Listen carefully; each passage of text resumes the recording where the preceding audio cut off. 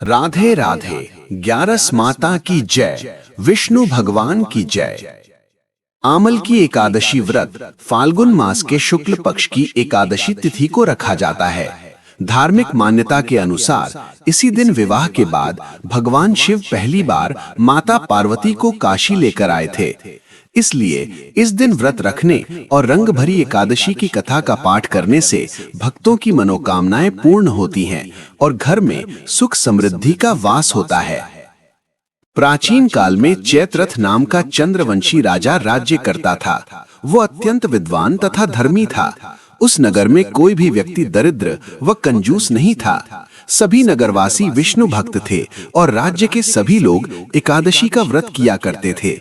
एक समय फाल्गुन मास के शुक्ल पक्ष की आमल की एकादशी आई। उस दिन राजा, प्रजा तथा बाल वृद्ध सबने हर्षपूर्वक व्रत किया।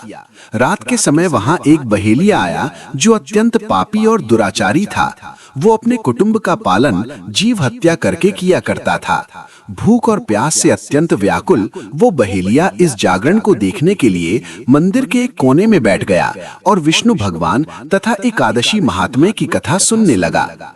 इस प्रकार अन्य मनुष्यों की भांति उसने भी सारी रात जागकर बिता दी। प्रातः काल होते ही सब लोग अपने घर चले गए तो बहेलिया भी अपने घर चला गया। घर जाकर उसने भोजन किया। कुछ समय बीतने के पश्चात उस बहेलिये की मृत्यु हो गई, मगर उस आमल की एकादशी के व्रत तथा जागरण से उसने राजा विदुरथ के घर जन्म लिया और उसका नाम वसुरथ रखा गया। युवा होने पर वो चतुरंगिनी सेना के सहित तथा धन धान्य से युक्त होकर 10,000 ग्रामों का पालन करने लगा। वो तेज में सूर्य के समान, कांति में चंद्रमा के समान, वीरता में भगवान विष्णु के समान और क्षमा में पृथ्वी के समान था। वो अत्यंत धार्मिक, सत्यवादी, कर्मवीर और विष्णु भक्त था। वो प्रजा का समान भाव से पालन करता था। दान देना उसका नित्य कर्तव्य था। एक दिन राजा शिकार खेलने के लिए गया। दैव योग से वो मार्ग भूल गया और दिशा ज्ञान न रहने के कारण उसी वन में एक वृक्ष के नीचे सो गया।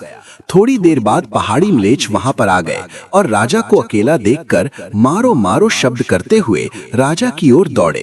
म्लेच्छ कहने लगे कि इसी दुष्ट राजा ने हमारे माता पिता, पुत्र पौत्र आदि अनेक संबंधियों को मारा है तथा देश से निकाल दिया है, अतः इसको अवश्य मारना चाहिए।